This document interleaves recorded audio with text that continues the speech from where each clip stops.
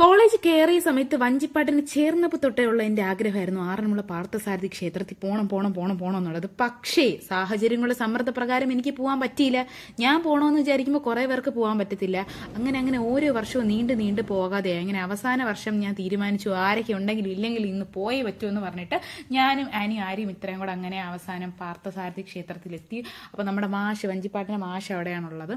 അങ്ങനെ ഞങ്ങൾ മാഷിനെയൊക്കെ കണ്ടിട്ട് താഴെക്കുളത്തിൽ പോയിട്ട് കാലൊക്കെ ഒന്ന് നനച്ച് അമ്പലത്തിൽ കയറി നല്ലതായിട്ട് തൊഴുത് ഭഗവാനെയൊക്കെ പ്രാർത്ഥിച്ച് ഇന്നെങ്കിലും ഇവിടെ ഭഗവാൻ ഞങ്ങൾ എത്തിച്ചല്ലോ എന്നുള്ളൊരു പ്രാർത്ഥനയൊക്കെ കഴിഞ്ഞ് ഞങ്ങൾ അവിടെ ആ ഒരു അമ്പലത്തിന്റെ അന്തരീക്ഷത്തിലൊക്കെ ഇങ്ങനെ വിശ്രമിച്ചിരുന്നിട്ട് അപ്പോഴേക്കും ഞങ്ങളുടെ മാഷി വന്നു. അങ്ങനെ ഞങ്ങളെ ആറന്മുള കണ്ണാടി കാണിക്കാൻ വേണ്ടിയിട്ട് കൊണ്ടുപോയി. ഞാൻ ആദ്യമായിട്ടാണ് ആറന്മുള കണ്ണാടി, ശരിക്കുള്ള ആറന്മുള കണ്ണാടി കാണുന്നത്. അങ്ങനെ പല വെറൈറ്റി ആയിട്ടുള്ള കണ്ണാടിയൊക്കെ കണ്ടു കഴിഞ്ഞതിന് ശേഷം ഞങ്ങൾ വള്ളം തുഴയുന്നത് കാണാൻ വേണ്ടിയിട്ട് പോയിരിക്കുകയാണ്. നമുക്ക് കണ്ണിന് ഭയങ്കര കുളിർമ നൽകുന്നൊരു കാഴ്ചയാണത്.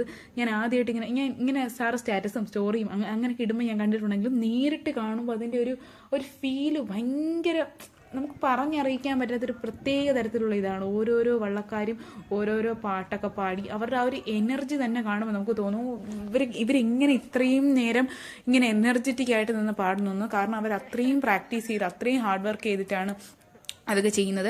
ഞങ്ങൾക്ക് കിട്ടിയ ഒരു ഗുഡ് മണിയാണ് ഇത്. എന്തൊരു എനർജിയാണ്, ഒരു എനർജി ബോളാണ് ഈ കുട്ടി. ഞങ്ങളടുത്ത് പെട്ടെന്ന് കമ്പനിയായി ഞങ്ങളുടെ ഫോട്ടോ ഒക്കെ എടുത്തു തന്നു. അത് കഴിഞ്ഞിട്ട് ഞങ്ങൾ വെയിറ്റ് ചെയ്തിരിക്കുന്ന വള്ളസദ്യ എപ്പോൾ കഴിക്കാൻ പറ്റുമെന്നായിരുന്നു. അങ്ങനെ ഞങ്ങൾക്ക് കൂപ്പണൊക്കെ കിട്ടി. ഞങ്ങൾ വള്ളസദ്യ കഴിക്കാൻ വേണ്ടിയിട്ട് കയറി. എനിക്ക് ഉണ്ണിയപ്പമായിരുന്നു ഏറ്റവും ഫേവറേറ്റ് ആയിട്ടുണ്ടായിരുന്നത്. ആനിയാണെങ്കിൽ ആ ഇലയും കൂടെ കിട്ടിക്കഴിഞ്ഞാൽ ആ ഇലയും കൂടെ കഴിക്കും എന്നുള്ള രീതിക്കാണ് ആനി നിന്നത്. കാരണം അത്രയ്ക്ക് അടിപൊളിയായിരുന്നു. അങ്ങനെ ഞങ്ങൾ വയറൊക്കെ നിറഞ്ഞ് ഒരു 2 മണിയൊക്കെ ആയപ്പോൾ അവിടെ നിന്ന് ഇറങ്ങി. ഇത് വഴിയിലെ ഒരു കാഴ്ചയാണ്, ആരും പേടിക്കേണ്ട, ആരും ഇത് അനുകരിക്കരുത്.